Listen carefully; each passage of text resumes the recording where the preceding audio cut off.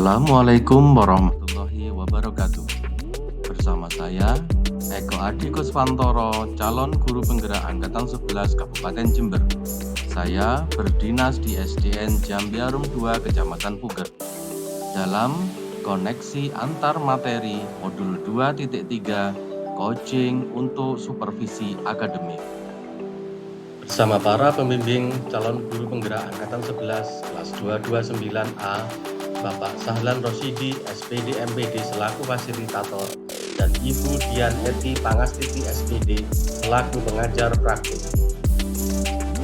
Tujuan pembelajaran: calon guru penggerak mampu menyimpulkan dan menjelaskan keterkaitan materi yang diperoleh dan membuat refleksi berdasarkan pemahaman yang dibangun selama modul 2 dalam bentuk berbagai media. Refleksi pembelajaran modul 2.3.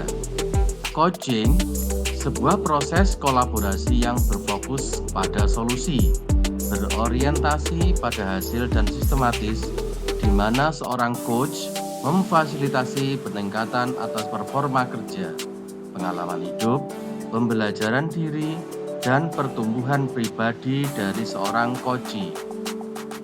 Paradigma berpikir coaching, fokus pada coachee yang akan dikembangkan, bersikap terbuka dan ingin tahu, memiliki kesadaran diri yang kuat, mampu melihat peluang baru dan masa depan.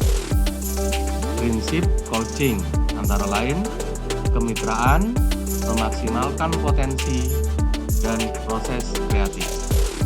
Dalam kemitraan, dalam coaching, posisi coach terhadap coachingnya adalah mitra.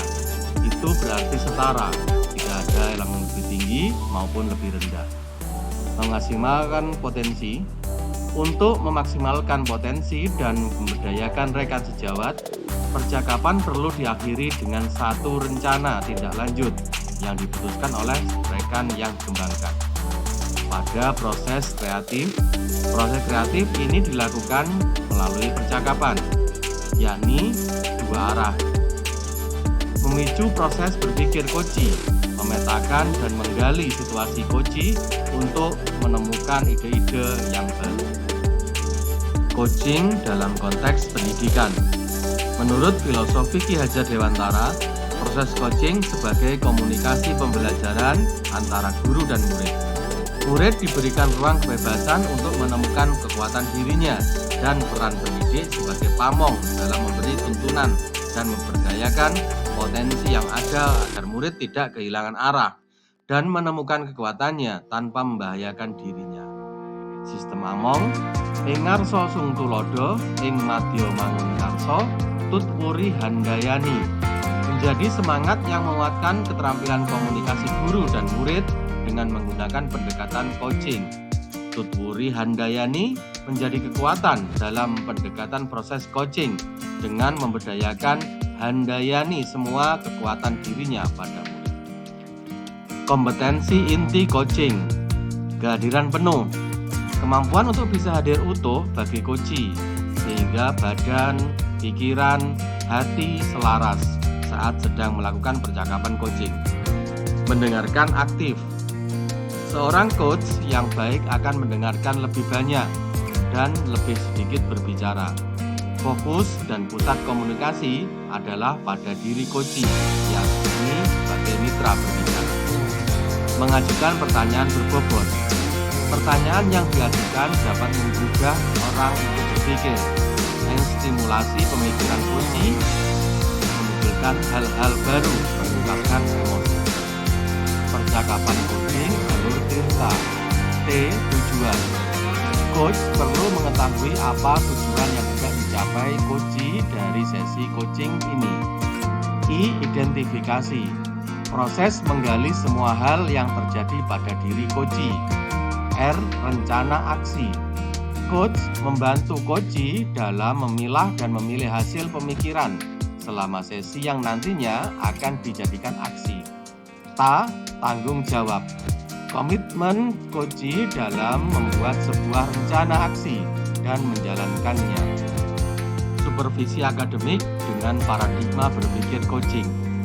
Supervisi akademik perlu dimaknai secara positif sebagai belajar berkelanjutan yang meningkatkan kompetensi guru sebagai pemimpin pembelajaran dalam mencapai tujuan pembelajaran, yakni pembelajaran yang berpihak kepada murid.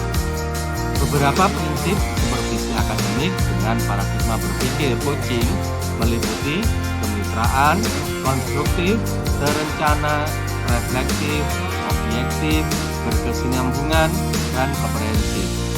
Siklus dalam supervisi klinis pada umumnya meliputi 3 tahap, yakni pra-observasi, observasi, dan pasca observasi. Pengalaman reflektif terkait pengalaman belajar, emosi yang dirasakan, tertantang untuk memperbanyak praktik coaching dengan murid dan rekan guru agar mendapatkan keterampilan yang baik, sehingga kedepannya bisa melakukan coaching untuk supervisi akademik yang sudah baik dan perlu diperbaiki. Mendapatkan pemahaman materi coaching dan sudah dipraktikkan. Yang perlu dipraktikkan terkait dengan kompetensi menjadi coach yang baik, terutama untuk mengajukan pertanyaan berbobot kepada coach. Implikasi terhadap kompetensi diri, menambah dan mengoptimalkan kekuatan diri sebagai seorang pendidik dan juga orang tua yang dapat menjadi seorang coach bagi orang-orang di sekitar. Refleksi, analisis untuk implementasi dalam konteks calon guru penggerak. Analisis terkait modul 2.3. Bagaimana penerapan coaching untuk supervisi akademik? Melalui supervisi akademik, kegiatan pemberdayaan dan pengembangan kompetensi diri dalam rangka peningkatan performa mengajar dan mencapai tujuan pembelajaran, coaching dibutuhkan sebagai peningkatan motivasi atau komitmen diri seorang guru, sehingga kualitas pembelajaran meningkat seiring meningkatnya motivasi kerja para guru. Coaching sebagai kompetensi pembangun kemitraan.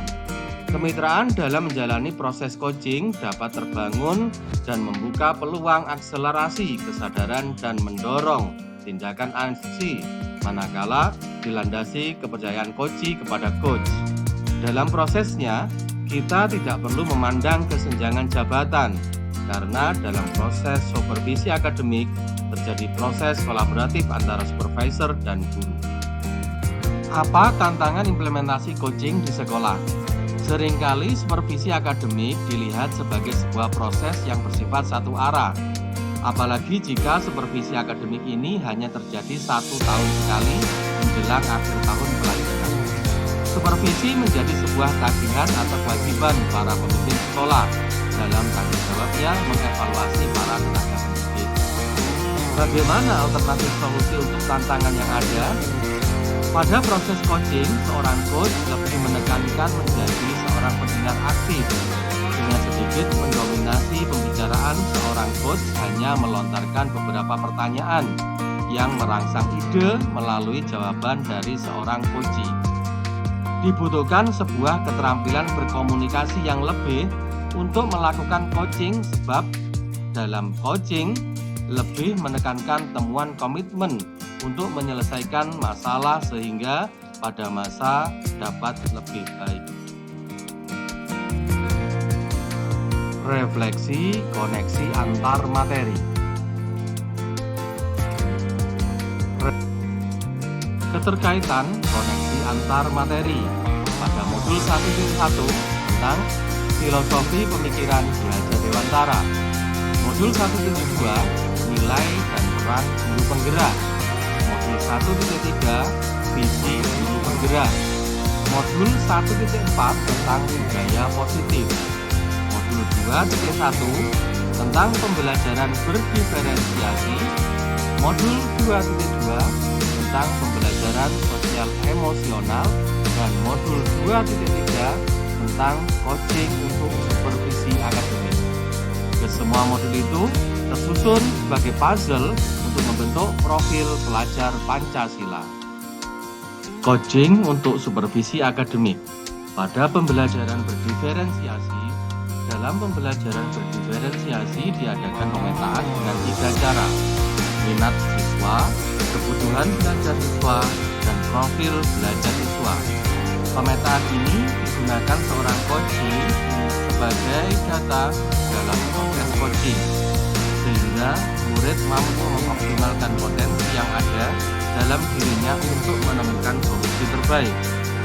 Dalam pembelajaran sosial emosional, ada beberapa hal yang harus dipahami dalam kompetensi sosial dan emosional, yaitu kesadaran diri, pengelolaan diri, kesadaran sosial, keterampilan berelasi, dan pengambilan keputusan yang bertanggung jawab. Kompetensi sosial emosional digunakan seorang pendidik sebagai coach dalam proses coaching terhadap coachee, agar terjadi pengendalian diri dan emosi untuk coach dan coachee, serta rasa empati dan rasa sosialisasi, serta mengambil keputusan yang tepat. Peran sebagai seorang coach di sekolah dan keterkaitannya dengan materi sebelumnya di paket modul 2, yaitu pembelajaran berdiferensiasi dan pembelajaran sosial dan emosional. Di dalam kompetensi coaching dan Tirta sebagai alur percakapan coaching, mewajibkan kita sebagai coach untuk dapat melakukan kehadiran penuh salah satunya dengan kegiatan stop dan mindfulness listening yang telah kita pelajari di modul 2.2, pembelajaran sosial dan emosional. Salah satu prinsip coaching adalah memaksimalkan potensi dan memberdayakan rekan sejawat. Percakapan perlu diakhiri dengan suatu rencana tindak lanjut yang diputuskan oleh rekan yang dikembangkan. Yang paling besar kemungkinan berhasilnya, karena potensi coaching beragam, maka keterampilan sosial emosionalnya diperlukan untuk memaksimalkan potensi coaching.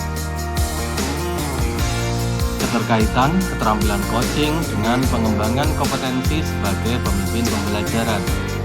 Keduanya ingin meningkatkan performa belajar, pengalaman hidup murid, pembelajaran diri, dan pertumbuhan pribadi dari murid-murid yang dituntunnya. Pemahaman tentang coaching ini sangat baik untuk diaplikasikan oleh seorang guru sebagai penuntun pembelajaran. Guru dapat meningkatkan teknik coaching untuk mendorong murid mengembangkan kemampuannya dalam berkomunikasi, berkolaborasi, dan berpikir kreatif. Selain itu juga dapat membantu murid menggali potensi dirinya sebagai bekal menyelesaikan permasalahan yang sedang dihadapi guna mencapai kemerdekaan dalam belajar. Terima kasih. Salam guru hebat, pemimpin perubahan. Salam guru penggerak, bergerak, menggerak. Saya, Adi Kuswantoro. Wassalamualaikum warahmatullahi wabarakatuh.